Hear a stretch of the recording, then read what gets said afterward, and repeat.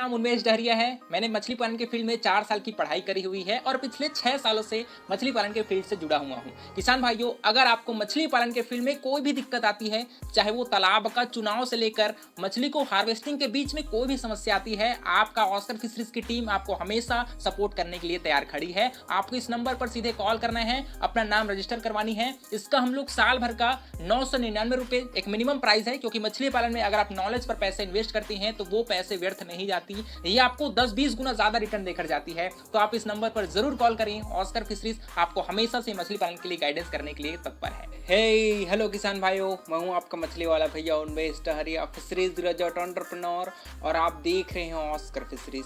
किसान भाइयों, बहुत सारे हमारे फार्मर भाई हमसे जब कॉल पर बात करते हैं तो उनका एक ही सवाल रहता है कि सर हमारे पास ज़्यादा पैसे नहीं हैं तो कैसे मछली पालन को हम लोग कर सकते हैं।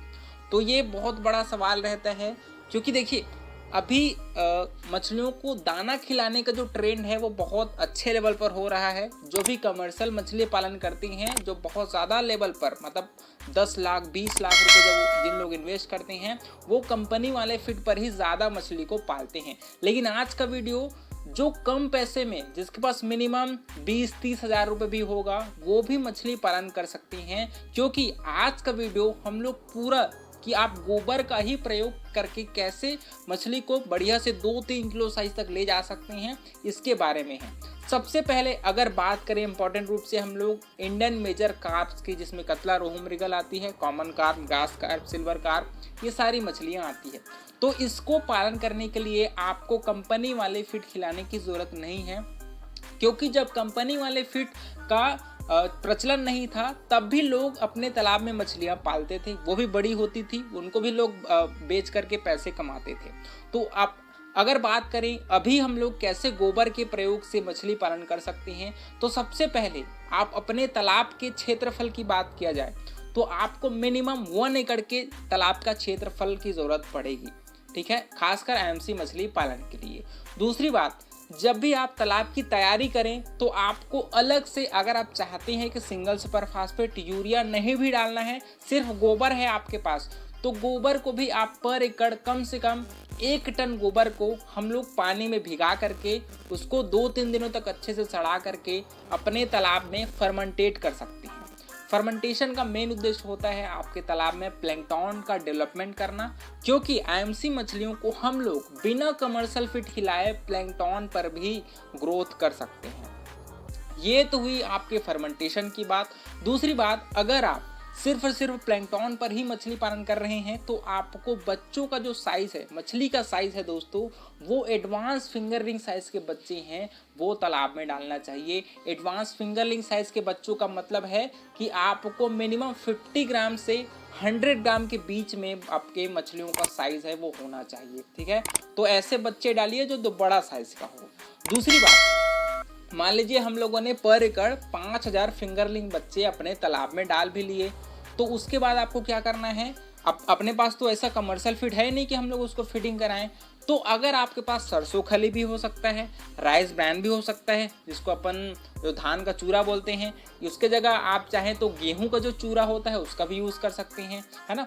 तो आपके पास जो भी एग्रीकल्चर बाई प्रोडक्ट होगा उसको हम लोग एज फर्टिलाइज़र अपने तालाब में डाल सकते हैं। तो गोबर के अलावा अगर आपके पास ये बाई प्रोडक्ट हैं, सरसों खली, राइस ब्रान, तो उसको भी आप फर्मेंटेशन के रूप में तालाब में डाल सकते हैं।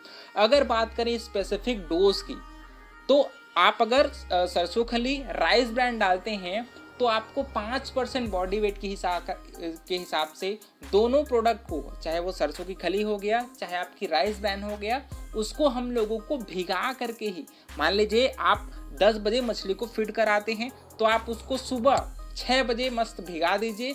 भिगाने के पश्चात आप उसको जैसे ही 10 से 11 के बीच आप उसको अच्छे से लोंदा बना करके, डफ बना करके अपने तालाब में डाल सकते हैं। और अगर आपके पास सरसों खली, राइस ब्रान भी नहीं है तब भी कोई दिक्कत नहीं है, हम लोग प्रतिदिन 50 किलो गोबर को घोल बना करके तालाब में डेली छिड़काई कर सकते हैं। उससे भी आपके तालाब में प्लैंकटन का स्तर है वो अच्छे लेवल पर बना रहता है और हमारी एमसी मछलियाँ प्लैंकटन पर भी तैयार हो सकती है ना। तो आपको क्या करना है, पर डे कहीं से भी आपके अगर डेयरी आपका दुकान होगा डेयरी का, तो वहाँ से आप गोबर को कलेक्ट करिए और सुबह सुबह पानी में घोल दीजिए थोड़ा, है ना। उसके बाद उसको आप मग्गे की सहायता से तालाब में चारों तरफ अच्छे से छिड़काई करा दीजिए। ये काम अपने को डेली करना है। लेकिन यहाँ पर एक चीज़ आपको ध्यान रखना है, क्योंकि डेली अगर हम लोग गोबर को तालाब में डालते हैं तो इससे आपका वाटर का जो कंडीशन है वो थोड़ा सा इफेक्ट पड़ सकती है। क्योंकि इससे क्या होता है ना, अपन गोबर डालते हैं तो अमोनिया है वो तालाब में बहुत अच्छे लेवल पर बनती है ना। तो उसको हम लोग कंट्रोल करने के लिए उसमें आपको रोज नया फ्रेश वाटर है वो तालाब में डालना पड़ेगा। साथ ही साथ आपको अपने ऑक्सीजन लेवल को मेंटेन रखने के लिए उसमें नया जो बोरवेल का पानी है उसको ऊपर से गिराना पड़ेगा, ताकि ऑक्सीजन का जो कंजप्शन है, जो लेवल है, वो अच्छे से तालाब में बना रहे। इससे होगा क्या कि मछलियों को एक अच्छा इन्वायरमेंट मिलेगा और उनको ग्रोथ करने में कोई दिक्कत नहीं होगी। साथ ही साथ आपको अपने अमोनिया लेवल को कंट्रोल करना है, उसको चेक करना है पहली बात। और अगर आपको 0.2 ppm से ज़्यादा लगता है तो आप उसमें डोलोमाइट, ठीक है, उसका प्रयोग कर सकते हैं। और अगर आपकी ऑक्सीजन की कमी पड़ रही है तो आप पानी को सर्कुलेट करके भी ऑक्सीजन लेवल को मेंटेन कर सकते हैं।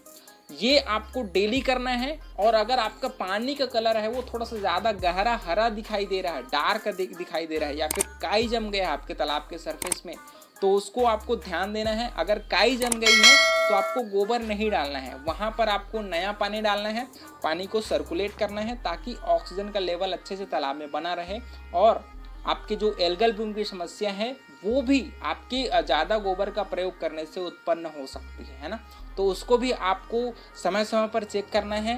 पानी का कलर ज़्यादा गहरा नहीं होना चाहिए, आपका नॉर्मल हरा कलर का दिख रहा है, मतलब प्लैंकटन लेवल अच्छे से उसमें मेंटेन है। तो इन सभी बातों को आपको ध्यान रखना है।